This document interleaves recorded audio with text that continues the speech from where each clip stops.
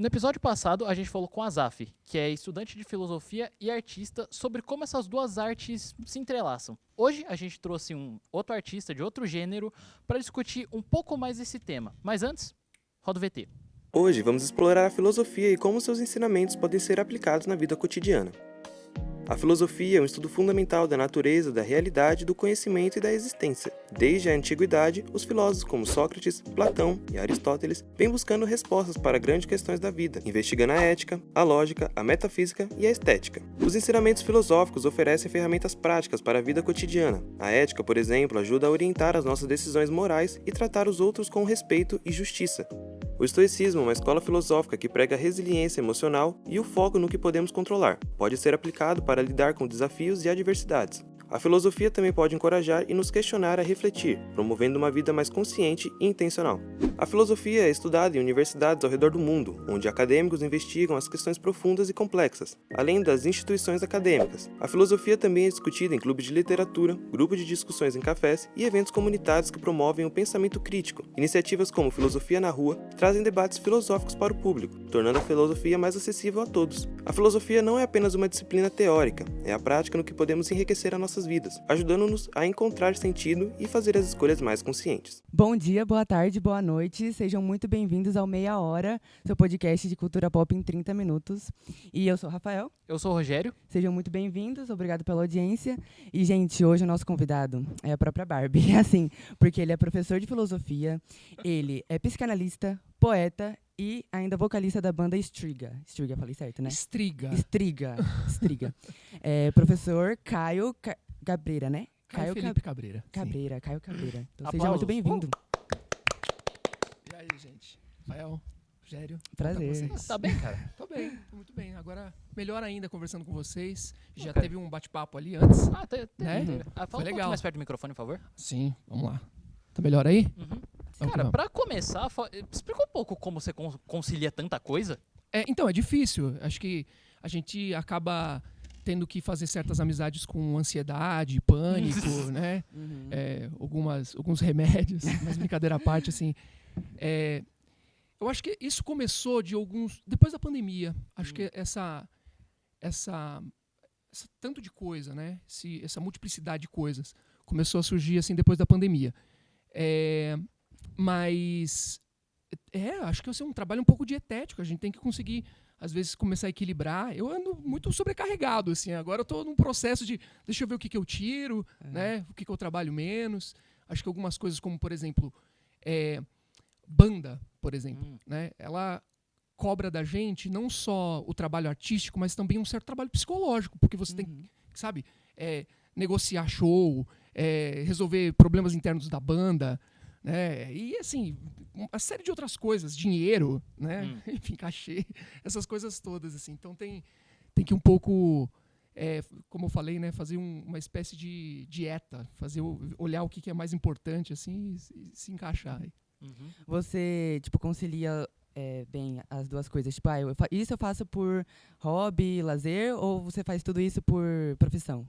Eu faço tudo por paixão. Entendi. Não é romantismo, não. Assim, eu não sou capaz de fazer qualquer coisa se eu não tiver... Bem poeta, né? Bem poético. Se eu não estiver engajado assim, com o coração, sabe? Existencialmente, assim, acho que todas essas coisas... Eu acho que, sobretudo, quando a gente se coloca num trabalho, esse trabalho também constrói a gente. Se não for um trabalho alienado, né? Como infelizmente, como que é a maioria dos trabalhos hoje em dia, né? Que as pessoas, enfim, por causa das condições sociais, elas são obrigadas a se colocar num trabalho que a maioria das vezes ela odeia fazer. Né? Mas quando você tem o milagre de conseguir fazer alguma coisa que você gosta, esse trabalho transforma você. Né? Você não faz só a obra, você faz a obra e você faz você junto com a obra. Há um diálogo aí, né? Entre o artista e a sua obra. E artista que eu estou falando assim, a obra que eu estou também apontando, não é só obra de arte, é o trabalho em si. Né? Vocês aqui todos da equipe geral, né? Quando vocês estão engajados nesse tipo de coisa, de alguma maneira esse trabalho está enriquecendo vocês existencialmente. Né? Então existe um pouco essa ideia do trabalho um pouco mais bonita do que às vezes a gente costuma ver por causa das condições do trabalho. Né? Eu vi Eduardo Viveiro de Castro falando que a palavra trabalho vem de tripalho, que é uma máquina de tortura da Idade Média. que dá um pouquinho o tom, né? Faz sentido, Coisa- faz todo sentido, sentido. faz sentido. Enfim. Mas enfim, né? Eu tô abrindo essas duas possibilidades de pensar o trabalho. Eu sempre, quando vou me engajar, eu tenho que estar um pouco apaixonado por aquilo. Uhum. É isso. Falando um pouco sobre sua banda mais específico, qual o seu papel nela e o que vocês planejam alcançar? Eu acho que eu vou começar do final da sua pergunta, né? O que Certo, que a gente certo. deseja alcançar.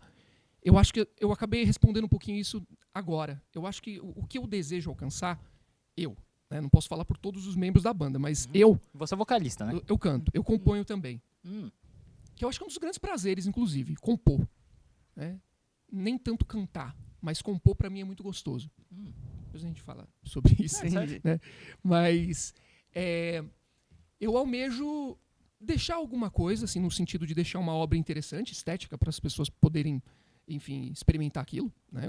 Enfim, se envolver com aquilo e ver o que sentem desse material, né? desse trabalho. Mas, sobretudo, para mim é uma questão mesmo existencial mesmo, assim. O trabalho, para mim, a arte é uma espécie de religião, uma espécie de sensação de que alguma coisa ali, quando eu estou envolvido com aquilo, está também assim me alimentando a alma, alguma coisa nesse sentido. Entendi. Então tem um valor pessoal muito grande. Total, tem um valor totalmente pessoal. Mas também tem coletivo, né? Porque assim, Uhum. eu acho que o artista que ele não está... olha só, um sinal. Vocês já estavam conversando com os espectros, né? Já voltou. Então, retomando aqui. Eu acho que o artista que, de alguma maneira, ele não está engajado em alguma coisa, ele não está entendendo muito bem o sentido do trabalho dele. Porque toda obra de arte, ela tem um viés político. Né? Um viés no sentido assim de que aquilo está comunicando alguma coisa. Né? Aquilo comunica alguma coisa. Mesmo que seja assim, olha, a gente faz isso pelo comércio. A gente faz isso, digamos assim, pelo mercado. Uhum. Né? Tá. É uma opção. O artista ele pode fazer para isso, mas ele dá uma mensagem quando ele faz esse tipo de coisa. Sim. Né? Então, E as pessoas também recebem, né? sim, Aquela mensagem. perfeito. Sim. Recebe aquela mensagem, enfim, né? Aquilo tem efeitos. Uhum. Agora, assim, nesse sentido, não é só uma coisa assim muito isolada. Né? Ser artista, para mim, não é uma coisa assim muito eu comigo mesmo. Né? Também tem esse diálogo. Né? Eu sempre fico um pouco preocupado. Nós todos da banda sempre somos bastante... assim, sempre olhamos esse aspecto político. Uhum. Eu queria perguntar sobre como e quando surgiu o Striga, né? Quem fundou, quem teve a ideia. Sim. Eu acho que é muito complicado a gente ver também assim como começa, né, uma obra. Uhum. Qual que é o início dessa vida, que é uma banda? Ou qualquer outra obra de arte? É uma questão filosófica em si. Né? Seria mais ou menos assim, onde começa a vida? É uma questão filosófica de primeiro calibre, né? Sim. Eu acho que é um pouco isso também. Assim, a gente pode fazer várias versões aqui, né, eu pensando comigo aqui e falar, olha, acho que começou aqui, começa lá. Mas, improvisando aqui um pouco, tentando pensar assim, acho que aqui é o ponto inicial. A gente já teve muitas bandas, os membros da Striga, né? A gente já teve muitas bandas. E essas bandas foram caindo, né? Membros foram fazendo outras coisas, outras pessoas foram dando área na vida. E a gente se juntou, falou, vamos fazer alguma coisa moderna, que pegue o trabalho anterior nosso, quer dizer, uma espécie também de retomada do nosso passado musical. Vamos pegar isso daqui, ver o que era mais legal, excluir o que era mais chato, e vamos fazer alguma coisa com isso. Né? E aí começou. Mas me permita uma coisa aqui. Eu tive uma ideia boa. Eu acho que o momento que você batiza uma obra de arte, principalmente a banda, quando você batiza ela e dá um nome para ela, eu acho isso de uma importância máxima. Máxima. Porque o nome da banda, ela já é mais ou menos como se fosse assim, a primeira determinação de um ser independente. Porque a banda não é os membros. Eu sempre repito isso. A banda não é o membro.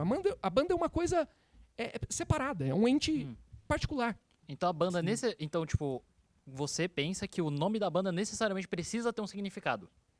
Eu acho que ela necessariamente vai, ao você nomear a banda, ela vai ter um efeito. Ela tem um efeito estético. Um efeito, eu diria até assim, me permite um termo filosófico aqui, ontológico, é de ser. Ela ganha um ser. É a mesma coisa de uma criança que ganha um nome. Uhum. Quer ver? Eu vou por outro caminho. É a mesma coisa de que, assim, ó, quando isso acontecia muito antigamente, na Idade Média, por exemplo, que falava, ó, não coloca nome nesse animal, porque senão você vai se apegar a ele. Né? Sim. Vocês já ouviram isso, né? Não coloca o nome, porque quando você coloca um nome, é quase como se você tivesse Você cria uma identidade, né, você para cria aquilo. identidade. Exatamente. Não é só um cachorro, é o fulano. É esse, né? É. Ele é particular, ele ganha uma identidade ali, né? Uhum. Então, nesse sentido, eu acho que quando você coloca o nome na banda, é preciso muito cuidado, né? Porque aquilo pode te atormentar ou aquilo pode depois, assim, te auxiliar. É. Striga, no caso, foi um trabalhão pra gente conseguir chegar nesse nome. Striga é bruxa, em latim. Tá. Foi um trabalhão. Esse final, esse H no final, vem de Sabá, é uma espécie de bruxa com Sabá. Sabá era o momento que as bruxas faziam seus festejos e conseguiam encontrar, enfim, seus potenciais mágicos, digamos assim. Então, assim, foi um trabalho a gente conseguir nomear. A gente pensou em muitas coisas, assim, e cada coisa que a gente pensava, olha, se a gente for por aí, talvez a coisa não seja muito legal, e, enfim, a coisa ia por aí. Mas eu acho que é isso. É o momento do batismo, quando você batiza a obra, ela ganha uma identidade. Entendi. Por falar na Striga, a gente trouxe um videoclipe da banda. Roda o VT aí, por favor.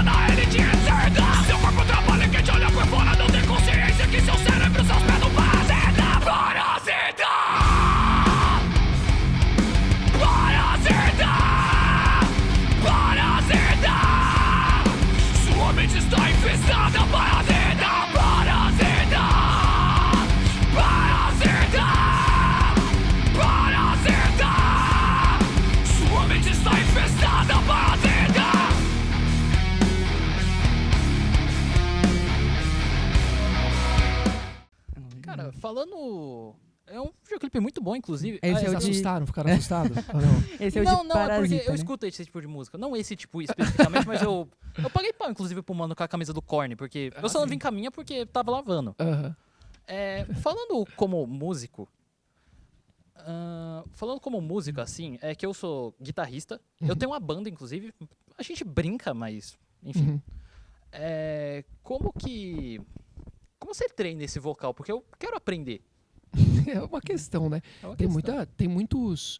Hoje tem aula disso, muitos... que é do circuito underground, assim, costuma fazer esse tipo de coisa toda, né? Fazer aula para cantar desse jeito, né? Tem a vocalista do Crypta, Sei. né? Ela fala uma coisa que eu acho muito interessante. Ela dá, às vezes, assim, umas aulinhas quando ela tá dando entrevista, né? Ela fala assim, começa assim, faz como se fosse uma porta rangendo pra você começar a gritar. Então você tem que começar tipo... Já ouvi falar Aí crescendo com isso, né? Enfim, eu fui fazendo meio na loucura, o que é uma coisa bem perigosa pra vocal. Não rasgou sua garganta, não? Às vezes, hoje em dia, tá dando... Porque eu já tô nessa onda já há um tempo. Aí, às vezes, assim, no final do show, eu falo, opa, que pegou um pouquinho. Principalmente quando a gente toca, assim, em muquifo, né? Quando a gente tá num lugar, assim, muito zoado pra tocar. Eu sei bem como é. Não tem retorno, não tem nada. E, assim, aí eu tenho o hábito de tentar compensar o retorno que não tá me vindo, né? Gritando mais alto. Você pensa que as pessoas não estão ouvindo, Exato, né? mas tá todo mundo ouvindo, eu que não tô ouvindo. Sim. Aí eu começo a gritar mais. Quando eu fiz aula de canto, há muito tempo atrás, o meu professor ele dizia que falar alto é a pior coisa pra voz. Não sei até que ponto isso tem alguma... Isso faz sentido. Depende mesmo, de eu como sou um você fala, especialista. mas sim. Ele fala, falar alto é pior do que gritar. Principalmente gritar com técnica, porque grito em banda assim não é, sabe, sair gritando de graça, né? Existem técnicas para você fazer os guturais, os frais, tem todos termos específicos para você nomear esses ruídos, né? Ou esses barulhos, enfim, né? Música de alguma maneira aí. E então é isso, cara. Eu acho que eu fui fazendo meio na loucura, né? Eu fui fazendo meio na loucura. É um pouco também nessa arte de imitação, eu acho. Acho que a gente começa um pouco assim. Você olha algumas bandas, você fala, nossa, eu queria fazer isso. E você começa a brincar. Né? Acho que é um termo muito rico também para a arte. Esse momento de brincadeira. Você começa a brincar um pouquinho, ver ali. Uma brincadeira um pouco agressiva nesse sentido das bandas mais pesadas, né? Mas, enfim, é uma brincadeira. E aí a coisa foi aparecendo. Eu criei essa identidade vocal e hoje em dia a coisa tá por aí. Mas como eu falo, eu acho que eu sou muito menos vocalista do que compositor. Acho que eu escrevo melhor do que eu canto. Eu acho que eu tenho também muito prazer em compor, em escrever. Acho que a arte da composição é uma coisa assim muito interessante e muito do ponto de vista estético. Eu acho que ela é uma coisa assim que precisa ser considerada. Desculpa, gente.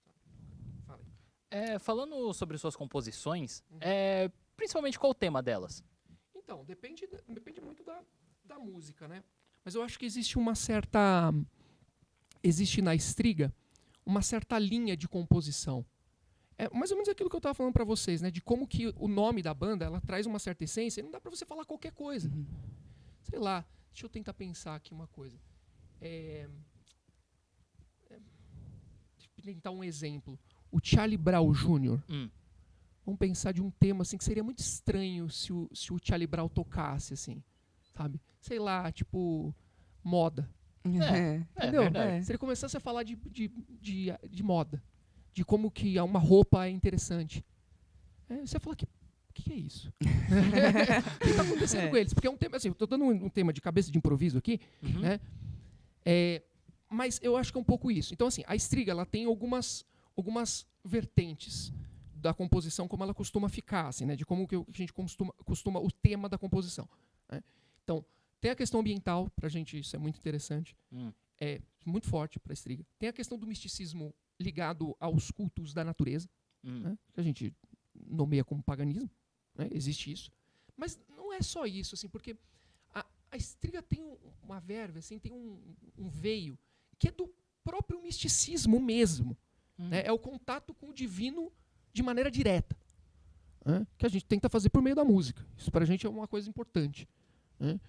E essas duas vertentes assim, elas são um pouquinho assim onde a coisa costuma gravitar. Tanto o misticismo quanto a questão ambiental.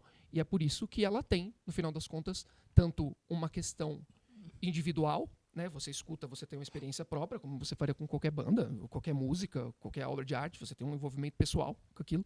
Mas, ao mesmo tempo, você também tem uma certa proposta política. Né? Quem é que fala e pensa o meio ambiente, pensa em leis para o meio ambiente, maneiras de proteger o meio ambiente, de se conectar mais com o meio ambiente, menos com a produtividade insana, isso pra gente é mais ou menos a proposta da banda. Né? Então, quer dizer, por isso que a gente fala que tem uma questão política aí. Não é política partidária. Né? É que tem uma mensagem pública, tem uma mensagem que visa fazer transformações sociais. né? Mas é isso, assim, uma aposta, digamos assim. Entendi.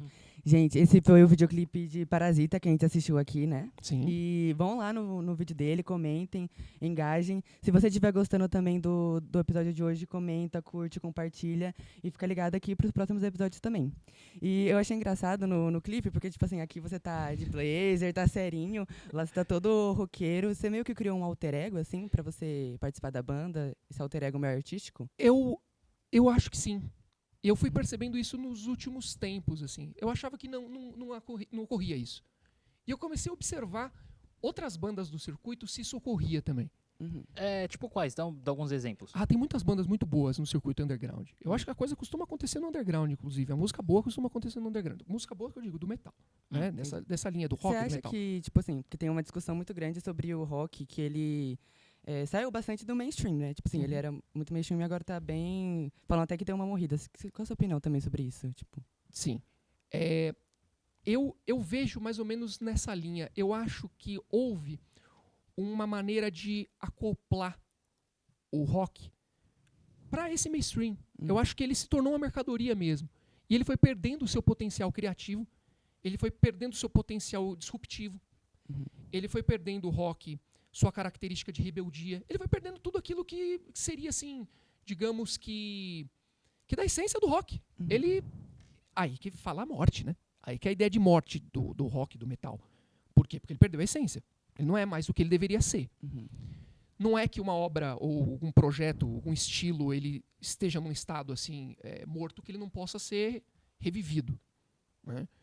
E eu acho que, eu sou muito esperançoso nesse sentido, eu acho que essa força revolucionária, ela está no... Revolucionária que eu digo, né? De reviver o rock, reviver o metal. Isso está no underground. Eu acho que a coisa costuma estar aí. Aliás, eu vou ser um pouco assim, um pouco maluco, falar uma coisa assim que talvez seja um pouco arriscada demais, mas talvez todas as formas de arte, elas sempre aconteçam no seu momento de nascimento, nesse lugar um pouco escuro, esse lugar um pouco oculto das lentes do mainstream. Né? Eu acho que a coisa está um pouco aí. Rancière, um filósofo, ele coloca a coisa mais ou menos nesses termos. Ele é um filósofo esteta, também, né? Trabalha estética e política. E ele coloca a coisa aí. Como que é importante considerar que, de certa forma, as grandes produções artísticas elas acontecem nesse lugar de alteridade, de lugar de outro. Você não está vendo, mas está acontecendo. Né? Então tem bandas, por exemplo, Unholy Harakiri, uma banda de Santo André. Bom, os membros estão em toda parte, tem vários lugares de São Paulo. Mas eles misturam música pesada com música japonesa, né, música oriental. Sodade, que é Sodade escreve, né? Sodá. Eles fazem um metal ambiental com, digamos assim, eles trabalham a questão da profundidade. Né? Muito denso, tem uma coisa assim difícil de elaborar, que é uma coisa um pouco que trabalha com essas forças que eu digo, não é forças de magia, não. Espirituais. Espirituais. Espirituais talvez no sentido de ar, né? Espírito tem esse termo do ar, né? Aquilo que você não pega. Né? Então a música é isso. Então eles trabalham essa densidade. Mas tem esses exemplos, né, que eu acho interessante dar. Mas tem uma série de outras bandas. Atropelo, que é uma coisa assim bem revolucionária, mas dialoga um pouco com Ratos de Porão, vai. Eu acho muito legal, mas eles são mais maquinários, assim. É uma coisa mais máquina mesmo. Industrial? Não chega a ser um metal industrial, mas eles são mais na cabeça, assim, dos tempos, sabe? Não é uma coisa mais punk, né? Mais hardcore. Sei lá, eles são uma coisa mais metal. Mas enfim, para todo efeito, eu acho que essas bandas elas são muito interessantes e a qualidade delas é muito boa mesmo. Eu acho que sei lá, há 20 anos atrás, 15 anos atrás, você não conseguia ver qualidade, pelo menos não tanto qualidade assim de material entregue, que eu acho que hoje está sendo feito. De geral, até essas bandas de antigamente estão entregando coisas melhores. Eu acho. Né? Aí uma coisa totalmente particular. Né? Acho que isso daí é um lugar de disputa, daria para a gente falar se é bom ou não. Né? Mas eu acho, talvez pelo desenvolvimento tecnológico, né, que melhorou, a galera tá dando mais valor para isso, mais visibilidade, talvez por causa das redes sociais, a galera está fazendo com mais seriedade, não sei. Mas eu acho que aliás, aqui eu garanto para vocês, tem muita coisa boa no underground. Mas muita coisa mesmo. Você entrou na parte filosófica, você até citou um filósofo. Como você acha que a filosofia e essa parte de você ser professor de filosofia impacta na sua banda e nas suas poesias que você faz, por exemplo? Você me lembrou do Schiller. O Schiller era um poeta e um filósofo. Ele tinha uma frase que eu acho muito legal. Ele dizia assim, ele falava que ele era filósofo e ele era poeta também. E ele dizia que, como poeta, ele era muito racional, porque ele estudava filosofia. E quando ele escrevia filosofia, ele era muito poético. Então, quer dizer, ninguém gostava dele, porque seja lá para onde ele fosse, ele estava sempre assim com persona non grata, né? O que você está fazendo aqui? Então, eu não sei até que ponto essas coisas podem ser vistas como algo bom, né? Eu não sei até que ponto a racionalidade muito forte que a filosofia costuma permitir, né? Ela é muito boa para a poesia. Não sei. Tá? Eu diria que é preciso também fazer uma certa dosagem, tomar um pouco de cuidado. Né? Então, assim, tem um pouco isso, é preciso dosar. Mas o Paul Valéry, que é um outro poeta, ele dizia assim que é impossível você ser um bom poeta se você não tiver boas ideias. Né? E se a gente aqui falar que a filosofia é uma construção de conceitos, uma maneira de olhar o mundo de maneira reflexiva, talvez também aqui seja uma área de disputa. A gente pode falar, não, olha, há uma possibilidade de confluência entre essas duas coisas. Né? Mas eu acho assim, me permita ir adiante com isso, eu acho que a ideia de composição, aí sim, né, que eu estava até aludindo no começo, essa ideia de composição, ela é muito interessante para ser observada do ponto de vista filosófico.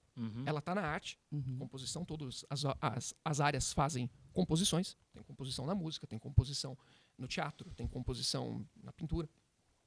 Mas a ideia de composição ela é muito interessante para ser pensada do ponto de vista filosófico. Né? Por quê? Porque quando um sujeito vai compor algo, ele tem que ter um envolvimento muito profundo com cada uma do material que ele vai se utilizar para a composição dele. Então, por exemplo, vamos pegar aqui a música. Né? Aconteceu uma coisa quando a gente estava gravando que eu achei muito interessante. A gente estava gravando e a gente estava precisando, na composição, colocar alguma coisa num riff, um verso, né, de música, e a gente precisava colocar alguma coisa. A gente tinha que explicar como é que o som, a gente tinha que explicar com palavras qual é o som que a gente queria. Isso que é o legal. Porque aqui entra uma capacidade. E aí, como você vai comunicar isso? Tipo assim, eu quero o som de um prato quebrando, tipo isso. Eu quero o som. E você precisa disso. Aí a gente colocou assim, essa guitarra ela tem que ser aguada. E o mais surreal é que o produtor falou assim, perfeito, entendi. E fez uma coisa aguada. Era um som, era uma guitarra que não era aquela guitarra estridente. Ela era meio... Delay, reverb no talo. E aí você dava essa sensação de aguado. Mas isso é só um exemplo. Né? Você falou agora um som de um prato quebrando. Eu vim aqui escutando um som. Tava rolando, meio no aleatório, tava rolando um trapper, que era o Ramírez. Ele faz essa mistura de trap trap com metal. E em vez de ele usar numa música o timbal, para quem não sabe, é um prato que faz um som meio né? Faz assim. Então, ao invés de ele usar esse timbal, eles colocaram um som de um clique de arma, que fazia um tipo, né? E dava o mesmo efeito do timbal. Isso que é a ideia de composição, é você conseguir, por meio da mimesis, que a gente chama, né, um termo técnico, quer dizer, de uma certa semelhança de sons, você conseguir fazer esses arranjos, essas construções. Né? Então, por que filosofia aqui? Porque é muito interessante você ter uma ampla gama de possibilidades de pensar conexões. Né? Conexões entre seres, conexões entre sons, conexões entre pro pintor de cores, né, para o artista de gestos, de formas de falar, enfim. Né? Então eu acho que aí a filosofia foi muito, muito boa para mim, porque me permite ficar assim, refletindo e nomeando sons, né, nomeando palavras, né, assim, neologismos, coisas novas, mais ou menos nesse sentido aí. Quais são os projetos futuros no mundo da música e também fora deles? Então,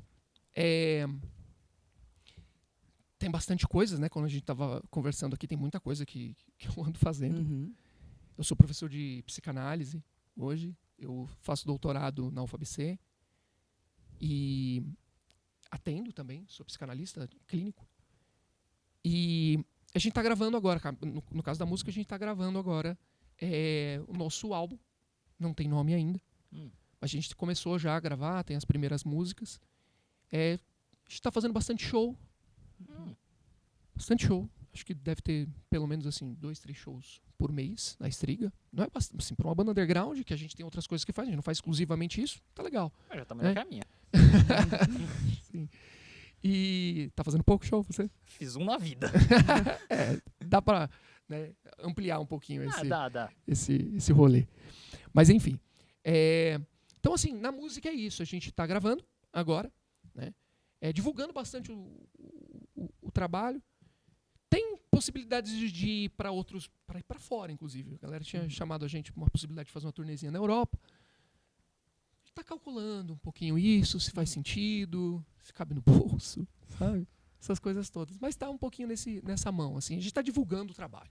Pô, cara, foi uma honra trazer. Ampliou bastante minha cabeça, mas o tempo tá acabando. Antes de finalizar, olha ali pra câmera 3 e divulga sua banda, seu Instagram, as redes sociais que você usa. Perfeito. Acho que poderia seguir a gente pelo Insta da Striga mesmo. É Striga, né? Tem um G-A-H no final. Striga. Vai estar aparecendo na tela. Fechou, tá na tela aí pra vocês. É Striga Oficial. Sigam lá. E o meu é Caio Felipe Cabreira.